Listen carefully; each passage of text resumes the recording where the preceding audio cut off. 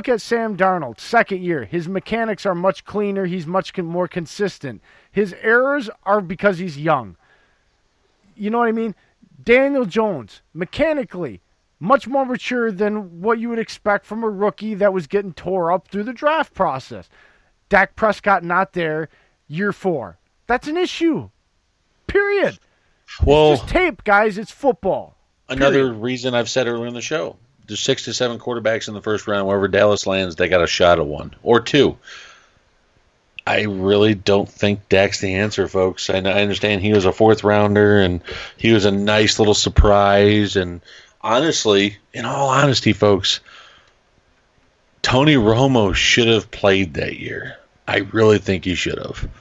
And I think he would have done better than Dak. I mean, he had to come in a couple games and I believe that year and save Dak's butt because he couldn't get the job done, and they still didn't even let Tony play in the playoff game. It was one of the biggest slaps in the face, in my opinion, to a guy like Romo. It's why Tony retired. Yeah, because Dallas slapped him in the face. They gave him that proverbial slap in the face, saying, "All right, we got our younger guy. We're ready to move on. No matter how he does, they're ready to move on." And it's sad because Tony gave his body for that team.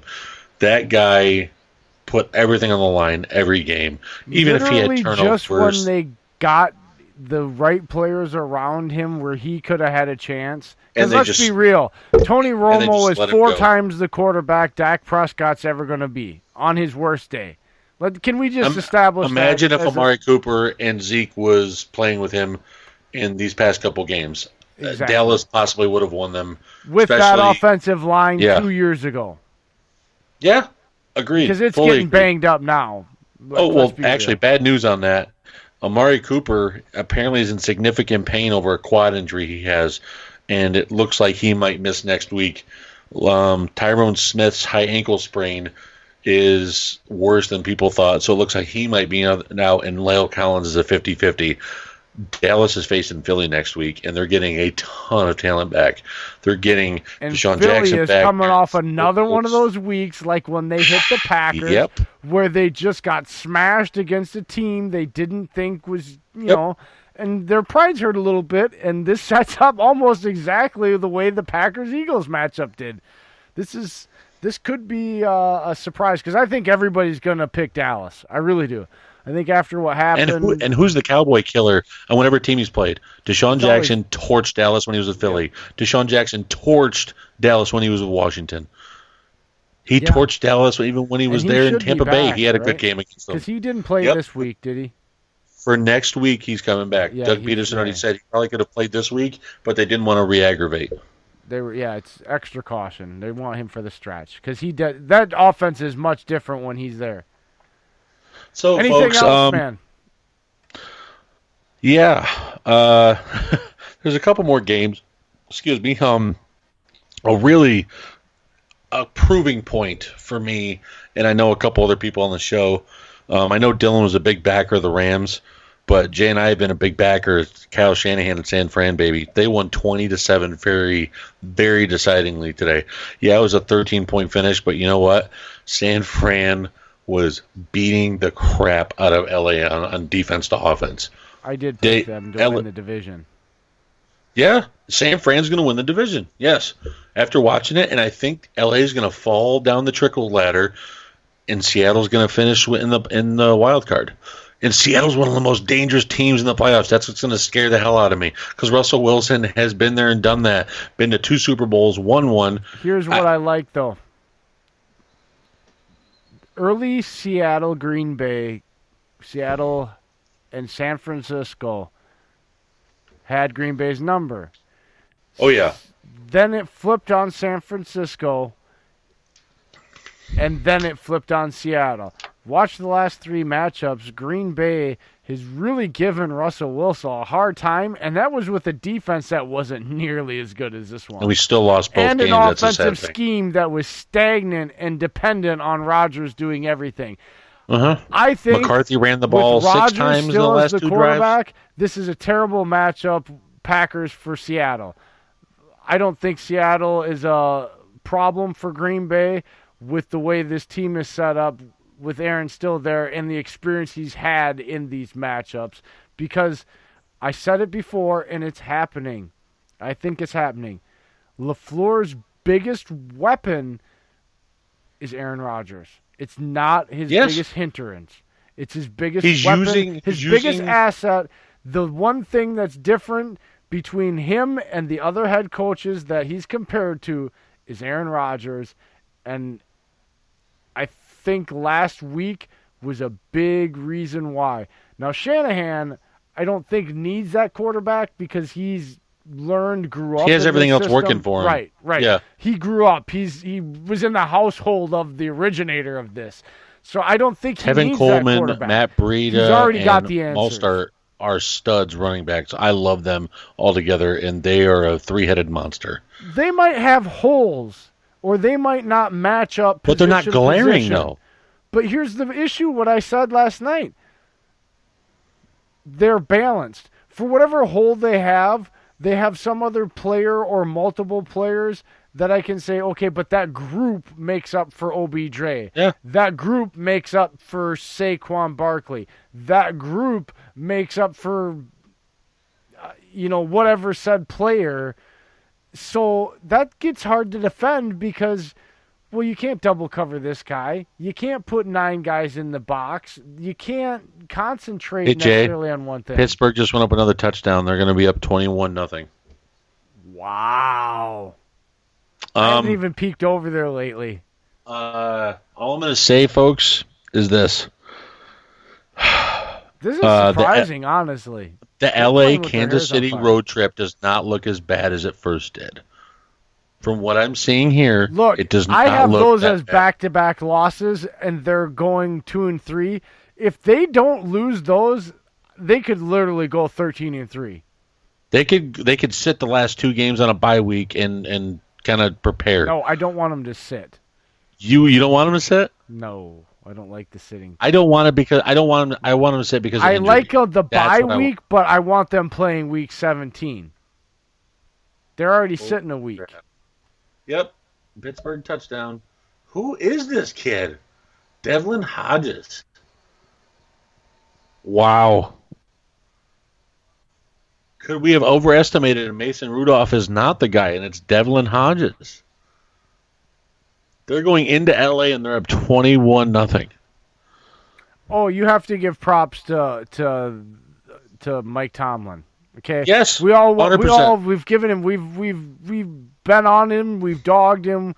We've had 3 questions. hour difference in time When zone you're travel, playing he's up this 21. well against another starting caliber defense that's very good with a third string quarterback that I don't even know where the hell he came from, you got to give props to the coaching. That's it, period. Because in Green Bay especially, we saw what happens when you lose a quarterback that's one player. So, folks, I'm going to go through real quick. I just want to bring this up. So, we're playing Detroit tomorrow night as Packers fan base. We know that. We're playing Detroit. And then we play a second team that's coming off a bye on a short. So, we're playing a short week, but it's not Thursday. It's not Sunday to Thursday short, but it's still a 6-day short week. We'll be playing Monday night and then playing Sunday against Oakland. But then, I mean, those are both home games. At Detroit, at Oakland. I mean, I'm sorry, at Green Bay. Both those teams are home games. The next 2 games at Kansas City and at L.A., man, it's just – and I'm not saying it's going to be easier, but you look at Kansas City back when they were 4-0. Everyone was like, oh, my God, I want to see Mahomes and Rodgers. And people are still like that, but now it's like, okay, Kansas City's dropped 2 back-to-back games at home, and the Packers are kind of picking up pace here. This could be a little bit more different than we thought. L.A., we're seeing it. 21-0. 21-0, folks, to a third or fourth string QB. Because at one point, Dobbs was the third stringer before or after Mason Rudolph. And then it went Devlin Hodges. They had to sign him up from the practice squad. So a fourth stringer right now is beating the LA Chargers 21-0. And they have Melvin Gordon back. And they have Bosa out there. And you have Melvin Ingram, the top pass rushers for LA. They're out there. It's not like he's playing nobodies. He's no, playing good players. This is a top defense that made the AFC Championship last year, folks. I'm telling you, AFC though, they are flat. The Chargers are flat. They No, don't have AFC energy. divisional. My bad. AFC divisional. I keep thinking it's a championship game. I don't know why. AFC Because divisional it was loss. a very good game. No, the Chargers got smacked like 31-0 in that It was game. fun to watch, okay? It was a good game. Then after that, we have Carolina, which looks so much better than it originally did.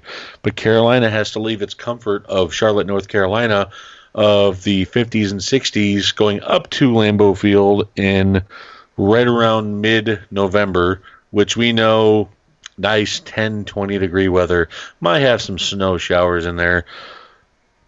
I'm looking forward to it because we've had trouble with running backs, and we know Christian McCaffrey is a dual threat. But can Kyle Allen face a team like that, where you look across the field and you have Aaron Rodgers, and then you have the running game, and then you have the defense that's been stepping up, and then you have the special teams that's been doing it with J.K.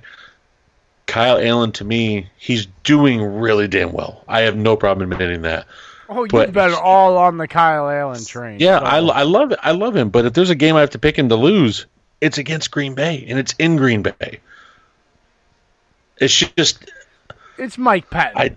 I'm going to give Mike Pettin the respect, just plain and simple. And I'm going to give Ron Rivera. I think that could be a defensive game, and I think Kyle Allen is just going to be forced into some mistakes. It's Pettin here. Period. Yeah, I mean, he's a rookie QB. I think it's a turnover thing. So. Yeah. It's not anything against him. It's just I have all the utmost faith with who they have on defense and what Mike Pettin's capable of. And it wouldn't planning. be interceptions. It would be fumbles. Sack fumbles, whatever. Yes, because he had 3 of them a couple weeks ago in a game. They still won, but he still had 3 of them in one game. And you know what that tells me? The line for Carolina. But you can't give Aaron Rodgers 3 extra possessions and expect exactly. to win. Give him one and see what happens. That's a different monster. That's a totally Dak different had 3 monster. interceptions. They had a fumble. And guess what? They ended up taking it and making it 31-3 before Dallas knew it because of all the turnovers. So that game I'm looking forward to with Green Bay and Carolina. Then you look at Green Bay and San Fran. Teacher versus student with Shanahan and LaFleur. I love it. I think they're going to be 2 of the top teams in the NFC at that point. You fly out there. Man. Those 2 games are going to be the games that decide the NFC, in my opinion. You have Carolina, who's playing really damn well with Kyle Allen, and I think they're going to stick with him. And then you have San Fran. So those 3 teams right there, Green Bay, San Fran, and Carolina, a big power swing in those games. Whoever does win those, I think it's a power swing. I don't think they're going to be knocked out of the playoffs. But I think it's just a power swing in seedings, in my opinion. And then you have the Giants, who are sneaky because, they play tough. And Daniel Jones showed he can play some ball, man. It's not Eli Manning-led Giants anymore the past 2 or 3 years. And then you have Barkley back by then. You're going to have Sterling Shepard healthy again. You're going to have Golden Tate. I mean, so you're going to have an array of weapons there. Evan Ingram's going to be back. This, Dave, the Giants with Daniel Jones have an entire playbook available to them. And on any given play, on any given down, he's capable and willing to make whatever throws necessary to the open receiver wherever it is on the field. And he's capable of with his arm talent. That's the difference. Eli Manning became a very easy book to read, kind of like his brother, who got carried by a defense to a Super Bowl that people want to forget all the time. Eli didn't have defense. That's the problem. Exactly. Eli was not afforded what his brother was, and Peyton was in the same scenario. He needed to walk away and didn't, hung on, but unfortunately for the guys that did the same thing, his story ended up the way they all wished theirs could have. Yeah. I still see by the Kansas City LA stretch, we're 7-2. I think we drop an LA or a Kansas City game. I'm not gonna say we're gonna win both, but I think we beat the Lions, Oakland, and it'd be 8-2. Once we get to week 10, and then I mean, you had the Panthers. I mean, like I said, it's a good playoff seeding battle